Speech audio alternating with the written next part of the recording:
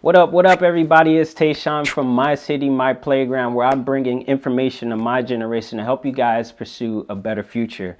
So today on the podcast, I have a special guest with me, Bugus from Diamond. You know, Russ and Bugus, Diamond.com. I know you guys know that, which Diamond stands for Do It Everyday Music or Nothing. Now, these two were based out of Georgia, where they built up their musical careers independently. So they built a catalog so they could both have the leverage into getting a major deal or doing other things that they wanted to pursue. Russ already has a major deal, and Bugus is on his way doing that as well with his own endeavors. Me and him just discussed briefly about like life, music, and just having a good organic talk. It wasn't just the most typical gossip and stuff like that. And I want you guys to learn and grow with the artist as well. So I will post links below about his whereabouts and where he is and his self-titled album Bugus, so you guys can run that up real quick and check that out right now. It's just a super diversity. Like I took train on the tour to all the different stops. Mm-hmm. You come out of like different train stations, you can see because the train station drops you in the middle of the city, so you can see, you get a feeling for the heartbeat and the pulse of the city right when you come out of that train station. Mm-hmm. Right when you come out of the train station in Berlin, you can just notice how multicultural it is immediately. Wow. I know, like, probably over there, speaking of like multicultural, they basically speak like multiple languages and whatnot. So that was like pretty interesting to me, just as far as I know about that. And other than that, in Germany, where is Belgium? Because is it Belgium like more of a French thing, or is it a German thing? I always get those two confused. No, Belgium is its own country. Okay. Belgium is in Europe. It's its own country, yeah. Gotcha. Okay. Did you go through there as well? No, this tour was just Germany. It was 4 cities in Germany. It was Stuttgart, Munich, Berlin, and Hamburg. Nice. Damn, that is so cool. Was there like what was the difference between like you headlining you're doing your own tour, right, versus when you're like with Russ? Like, were you very more familiar with travel at that point and how to get around, since you guys pretty much been all over the world already? Yeah, I've traveled a lot in my whole life. Even as a kid, before I started doing music, I was already kind of traveling. Okay. Because I used to go to Nigeria to see my dad growing up, and this was before Atlanta. This was before Delta did the direct flight from Atlanta to Nigeria. Okay. I always had to go stop in Brussels. Even when I was on tour with Russ a few times, I'd be like, yo, I've been to this airport before. I've stopped here. Like Amsterdam, the airport is called Schiphol, and I remember like as a kid walking through that airport and just playing in all the different like video game stores they have, and then they always have these duty-free stores. So I used to ask my mom, what does duty-free mean? I used to always like tap on her and be like, Mommy, what does that mean? It says duty-free. Mm-hmm. She explained to me like it means the tax. Huh, like, really? I've been traveling the world since I was a kid because my dad lived in Nigeria and we lived in America, so I was always traveling to go see my dad. But then when Russ started touring, he brought me on tour with him, not as a performer, but I was just there. I was just like a fly on the wall, checking everything out. Gotcha. And yeah, it helped for sure. But I already always had my own. I already had like a grip of the world. I've been traveling since I was little, so I've had passports since I was a baby. Like, nice. I have a dozen passport pictures. Oof, you got a big leg up on me, man. I just pretend I'm in Europe in my sleep. I've been through half the country. Yeah, I'm trying, man. I really am. Like, doing the freelance thing, it's been working out pretty well. So hopefully, I'll be out there. I missed out on an Amsterdam trip actually like a week ago, so I was a little butthurt about that. But next year, we're looking a little better. Other than that, my dad he lived in Nigeria for pretty much pretty much all of my life.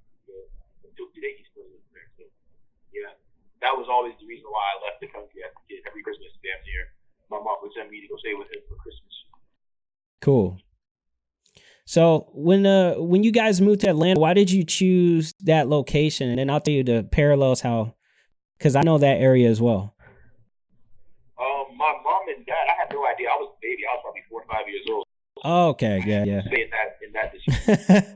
I got you. I guess, yeah. I was just following along. I had no say. Yeah. For one, Atlanta was Nigeria, because we moved from LA, so Yeah. flying from LA to Nigeria was a long ass journey back. You have to fly from LA to the East Coast of America, then from the East Coast of America to Europe, then from Europe to Nigeria. But I guess they wanted to just make it easier to get home, which is Nigeria. So I see. They liked Atlanta, and I guess they came to Atlanta, visited a while, and they picked the area they picked. Yeah, man. I always wondered about that because I had moved there around when I was like in third grade. And, you know, I remember just being in like Fulton County. Like I didn't have a say in it either. But pretty much at the time, my mom was like, you know what, there's more black people out there, because I was like more so raised in a white school and I wasn't being treated fair. So my mom figured if we moved to the South, you know, it would make a difference. And it kind of did, but, you know, kind of got the short end of the stick, because, you know, you've already probably seen me. I'm light skinned as hell. Like I'm like mayonnaise compared to those people down there. And what kind of threw me off is when I saw you guys shoot the video, like Do It Myself, right?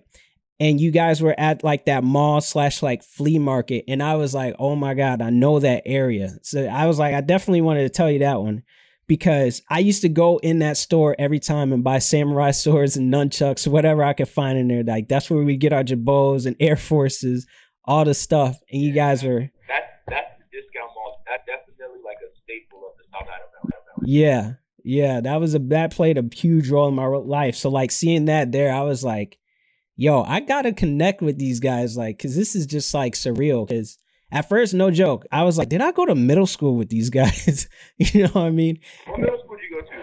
I went to Morrill Middle. I moved so many times, man. I started in Fulton County, and then I moved to Clayton County. No, it was DeKalb County, then Clayton County. So I was all over.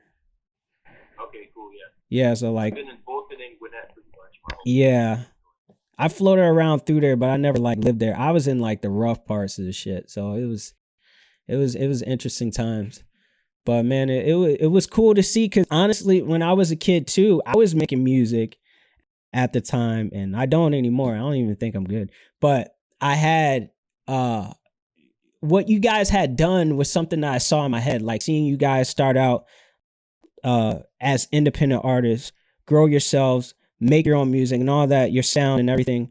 I still have guys that are still trying to develop their sound years later, and they're just not doing it. They're not hitting it. And it's very inspiring to see you guys come up and be able to do so in your own way, and kind of like like make your own lane for this. So like, how has it changed for you since then? Say it again, how what? How did it change for you guys since then, just keeping your eyes on a prize, like, you know, the humble beginnings then, like thinking about it, and then like the hard work really manifesting to where you are right now? Like how, like, is it like surreal, overwhelming kind of thing? Like it's surreal, but you want to know, it's surreal, but the one thing, like, when I sit down and I really think about it, it's just a very empowering feeling. It's empowering to know that, man, we really generated billions of fucking streams and hits and all of views. And even when I look at our YouTube channel, I remember our YouTube channel took 5, 6, 7. It took like 7 years to hit 1 million views, but then now it's at 250 million views, and it's like, wow, you know, we did this with no backing, we had no investment, we had no marketing, nothing, just putting out music consistently. So really, it's I can believe it because we worked so hard to do it. Mm-hmm. So I'm truly not surprised about the results. You can ask anybody around me; they know, they would be like, yeah, this doesn't surprise me because this is all he talks about. This is all he spends his time doing. So whatever results people see coming our way now, no one who knows us is really surprised, because from the time we were 16 years old, 17 years old, that was all we were doing every day. Anytime we got free time, we're trying to be in the studio. Right. And we're putting out music, putting out mixtapes, trying to shoot videos with whatever camera we can find, you know, do whatever we could. So I'm not in shock at all by any of the success that has happened. Gotcha. But, you know, it's humbling, and it's a feeling that makes you feel empowered. It's encouraging. Like, I feel like I can move the mountains just because I know where we started in the music business, and to see where things are now, to me, it's just empowering. It's like, man, you really can do whatever, because you went from A Mm-hmm. From here to there by your own damn thing. So Yeah, man. it's an empowering thing. That's cool. It's so inspiring to see that. And then also too, I know you're a book guy. I see you get like a collection of books. Some of those books you have, I have as well. What do you feel like? Was there any books that you had from the past that kind of helped steer your direction here that you comes to mind today? Like, which ones were they? I read one book in college that changed my life, and I read it my freshman year of college, like my first semester, like my first month on campus. It was The Magic Ladder of Success by Napoleon Hill. The book was blowing my mind because Russ and I were already practicing so many things in the book. So as I was reading, I was like, what the fuck? Yeah. It's talking about us. You know, I was freaking out. I called Russ. I was like, bro, I just read this book. You have to go get it. This is amazing. You have to stop what you're doing. I don't give a fuck what you're doing. I'm in class. Leave class. Go get this book. And he read it too, and he was like, wow. You know, it blew his mind as well. So that book, it's called The Magic Ladder of Success by Napoleon Hill. That is the one book that I would recommend to everybody who's trying to venture out and do something, and you know, everybody who's starting their own path and at the beginning of their own journey. Yeah, I would recommend that book to everybody for sure. Yeah, I definitely. There's a couple of books, especially Napoleon Hill. Like I had everybody in the house reading that one. I think my mom grabbed it first, but I mentioned it as soon as, when you go through now, you can just binge watch on YouTube and people talk about those kinds of books and whatnot. And it was that and The Alchemist.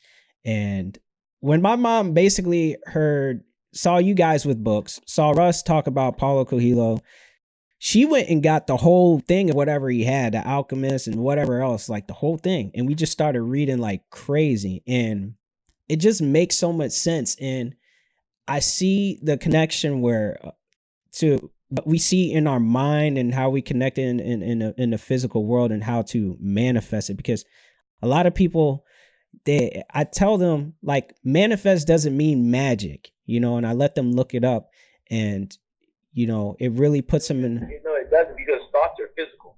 Yeah. Thoughts are literally physical. So it's just a matter of. So when you're manifesting, you're not creating something out of nothing. Right. You're just transferring from one state to another. Mm. A thought is metaphysical. It's just a matter of time till it becomes purely just physical in reality. Right. So, when you're manifesting, you're not doing magic. You're just transferring it from the mental plane to the physical plane. Right. Have you checked out Bob Proctor as well? Do you know about him? Yeah, I fuck with Bob Proctor. Yo, check out his videos. He's the man. He's the man. I love that guy. Who else have you checked out? Well, I got one of my favorites. I'm gonna see if you know this one. Like, I know you know Gary V. How about Dave Meltzer? Nah, you know who Grant Cardone is? Oh yeah, hell yeah. I listen to Cardone. A book called The 10X Rule. That's one of the best books I've ever read as well. Yeah. I have like the top 3 books, top 5 books that to me are the best books I've ever read. And The 10X Rule is one of them. Cool. With I remember at the time, I think we were trying to set up the interview before, but I'm sure our schedules were like hectic. And at the time when we were like really pushing to do the interview, we were both like trying to align this. I just picked up a job at a car dealership just so I can advance my sales skills and stuff. So I was kind of mad that like we couldn't connect on a weekend and make this happen where it is today. And everything happened for a reason. But when I was there, all their system was everything on Grant Cardone. They had Cardone University. They had everything. So I binged on that. Really, what I do when I go to certain jobs, even though if I don't like them, if they have some type of source of information, I would use it to implement to my business. You know what I mean? Like their CRM system and anything they had that Cardone says, I didn't have to pay for. I just collected the data and I moved on. And from that point forward, I moved in to doing the freelance thing and really started diving deep and digging to push this whole like freelance thing and connect with artists like you and be able to just share the experience of like where our minds are trying to align to be where we want to be in our journeys and basically show people it's possible for them too. When you started out, right? Like, let's say at the point, like, cause you guys were on 106 in Park too, right? Nah, not 106 in Park. MTV had this show called MTV Rap Big. Okay. Yeah, that was a while ago for me, but I remember seeing you on there, and you and Russ just so little, because I remember seeing, I was like, who is this little white guy? He sounded like a black dude or whatever. And I can't say nothing now because I sound like a white guy, but what were you feeling in that moment at that time when you were literally being on screen? Like, did you feel like that was like your prime, or like you felt like you were on the way to for something big? How did you feel at that point? That was a time when, definitely not my prime, because I was at the beginning. I was at that point, I'd only been rapping for a year. Okay. Maybe 18 months. Man, that's good for even a year. My prime. That was like my fucking adolescence as an artist. That was like the infant, whatever that is, the infancy stage. But it felt really good. It felt confirming. Like, I always felt my shit was dope. I always knew my shit was dope. So just getting that opportunity to like hear Trina and Sway judge my music and it could be on MTV. For me, it was just confirming everything I felt. It just boosted. I already felt confident, but it boosted my confidence. Gotcha. It boosted my belief in what I was doing, and it was just very exciting to get a little bit of recognition like that early in my journey. And it just kept me going. It just let me know, okay, if Sway and Trina think I'm dope, and I think I'm dope, I just gotta get the rest of the world to think this shit. You know what I'm saying? Yeah.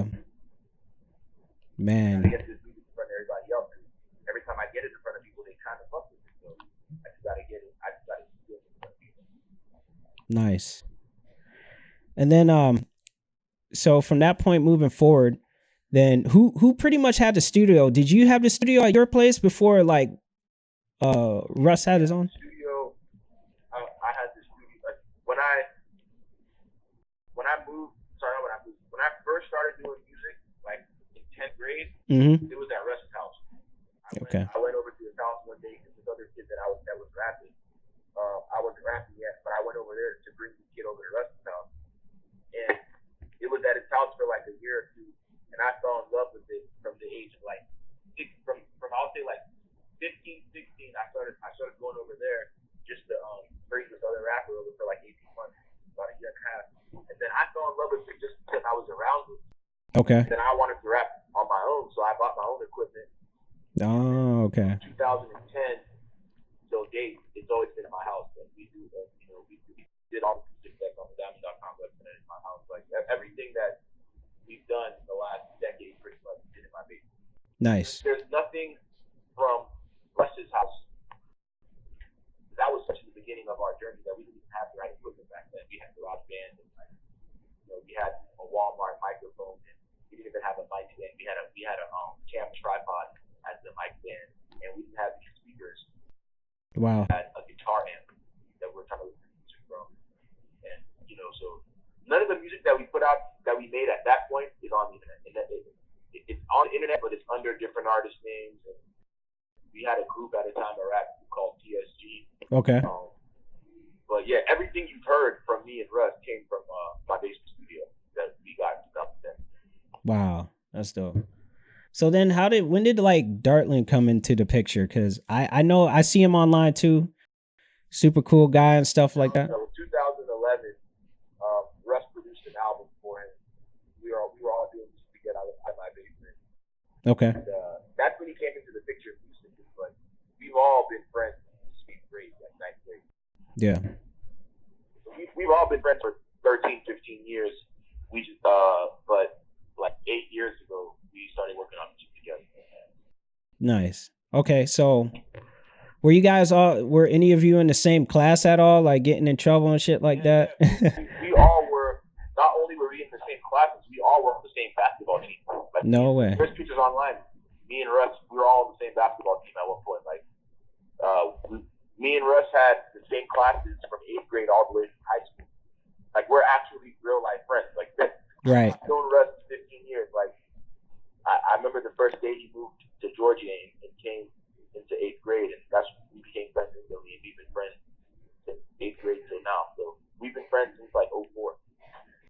Nice. Yeah, I see the chemistry between you guys too. Like each and every video, it just I can tell like it's just so genuine. You guys are having fun. Like you guys really look like what's the word? You know, like before you get it, like there's this kind of thing that's inside of you that's there. And then when you get it, you're able to release like you're actually who you are, basically. That's what I see between you and your friends and family that's in the picture.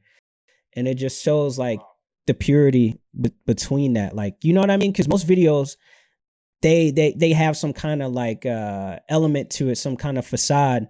But you guys, this is like real emotion right here. You guys are really enjoying yourself. You really are at the table. Like it's just a cool thing to see. Now Appreciate it, bro. Yeah, yeah. What you're seeing is that chemistry. You're seeing that. You're seeing just the chemistry of knowing each other for 10 years. You're seeing the chemistry of knowing each other for 5, 6, 7 years before we ever made a song. yeah. Yeah. It's so, man, it's a beautiful thing. Since we made a song, it's been 7, 8 years since we made our first track together. It's been 10 years. The first time I made a song with Russ was 2009 when it was a Bugus song, but in 08, I was helping write verses and be a ghostwriter for the rap music he was producing for. Okay. He wasn't even rapping it, he was just producing for a rap music. A bunch of kids at our high school. Dang, so you guys, okay. And, I've been in the studio with him since 08, since 07, 08. And then in 2009, I fell in love with it, completely. And I wanted to do my own shit. So I would write raps in my house on Beats on YouTube.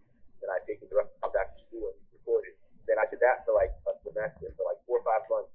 My first semester of senior year of high school, that was what I was doing. And I loved it so much that I bought my own equipment for Christmas. So January 1st, 2010, on New Year's Day, I went to go buy my own equipment. And then that was my second semester of senior year, was off the start. So from that day on, it's just been full time. I literally bought my equipment January 1st, 2010, and I got home. I didn't even wait till I got home. I called Russ at the store. I'm like, yo, I just bought this shit. Meet me at my house.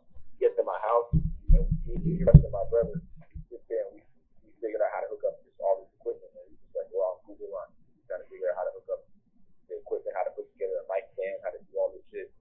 So we set it all up, and ever since then, we just been going really hard.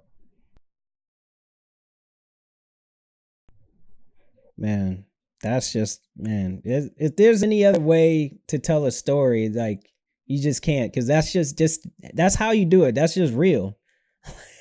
Like you guys really did, you really did it. And because I'm thinking in my head while you're speaking, I'm like, damn, I remember around that time, like I had my little shitty laptop and I had my Fruity Loops and stuff like that. And I'm had my friend come over and do some of the similar things. Like you just had to figure out like how to create, how to make this happen, whatever you could do. And I was like, man, it's unfortunate because when you guys started, I left.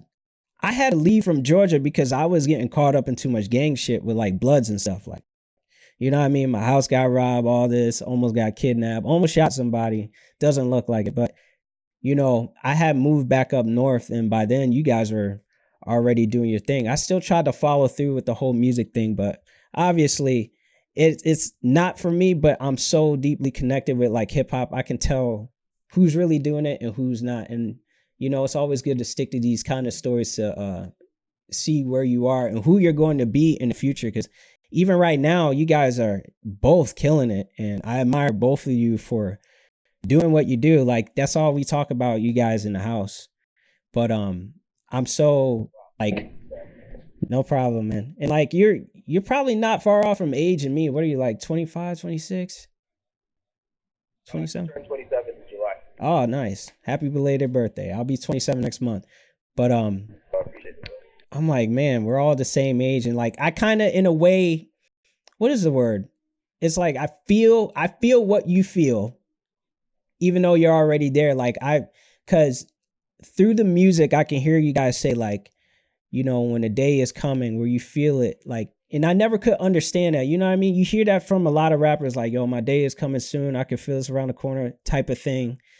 and I feel it in a certain way, and I'm not sure how the way it's going to exactly manifest, but I feel in a way as close as it gets as well to confirm is like being on the phone with you and being able to just have a real conversation with the artists like you and whatnot. And man, it's you guys aren't even 30 yet. It's just crazy to see. I'm sure your parents are really proud of you. How proud of how That's what I'm doing. Like, I'm about to, like, I'm 27, so 27, 28, 29. I have 3 full years left in my 20s. I'm just trying to get the most out of it. Like, I'm just trying to go hard. I've already traveled the whole world. Like, to me, the things that I've done so much of the stuff that I wanted to do. hmm When I was 20 years old, I had a list of things that I wanted to do, and I've done 80% of them. Now, all I want is for the whole world to listen to my music. That's what I've wanted. That's the last thing on the checklist. I've traveled the world. I've done all that shit, and right now, all I care about is blowing up bigger as an artist and people listening to my music, yeah. and and just my music getting the attention and the recognition I feel it deserves. So that's my only mission now. I'm not even like, I don't even care about traveling the world anymore. Yeah. I've been there, done that. So now I've always been 100% focused on the music, but now I'm just a trillion percent only the music. Like, I'm trying to get these songs platinum. Man, that's so dope, man. If anything, Drop now, let that go platinum, hmm and just be I'm just trying to be who I set out to be. You know what I mean? Like, that's like a lot of things. A lot of, like, I tell people all the time, if you gave me a Rolls Royce right now, not fuck a Rolls Royce. If you gave me $1 million cash right now, I would put a little bit aside of it so I can pay my bills for X amount of time. But the rest of it, I would spend on my career, because money in the bank isn't what I'm doing this for. I'm doing this to have my career at a certain level. hmm So I tell people all the time, if you give me a bunch of money right now, if you gave me cash right now, if you give me $1 million, I wouldn't just kick my legs up, because I'm not doing it for the $1 million. I'm doing it for getting my music where it belongs. So I would spend a lot of that cash on my career. Gotcha. Man, if there's anything that we can do over here on my side to help you achieve that, I'm all for it. I'm excited. I'm glad to see it. This interview is going to be a big help. Yeah, oh yeah, for sure. I've absolutely. Shoot, what else I was gonna say? I got too excited. So is there any other business ventures that you ever look at outside of like doing for your career at all that you were interested in? Now that you've done a few things, seen a few things. Yeah, there's certain things like tech, and yeah, I'll just leave it at that. There's certain things with tech that I'm working on that now. hmm I'm not gonna like say anything until it's fully announced and ready, but Gotcha, I'm into technology. gotcha. That's cool. And then lastly, do you think that like with how you're pushing for your career, do you think that you'll always try to keep it independent, or do you ever think you'll do like a partnership deal? What is your outlook on that? Uh, uh, I want to partner at the right time. And yeah, because I'm not doing this to be underground, hmm and I'm not doing this to prove a point. Right, I'm not so stubborn that, like, I'm just trying to prove a point. I got to be independent. right, I'm willing to partner with the right label at the right time, under the right terms, so I can take my music to the highest level possible. There's certain things, unless you have an endless amount of cash, there's certain things you need You need an investor. right, right. You need somebody to invest financially in what you're doing to help it get to the next level. So under the right terms, I'll accept it. Yeah. If you made it to the end of the podcast, thank you guys so much for listening and watching. This will air as well on Spotify, Apple, and Google. So make sure you do check out Bugus' stuff as well. He's on Spotify and all that. I have all the links that I have set in here for you guys to go and be able to look him up, buy his merch, listen to his music and Russ's music, support the guys. They're great people, and I hope you guys enjoyed it. See you on the next one.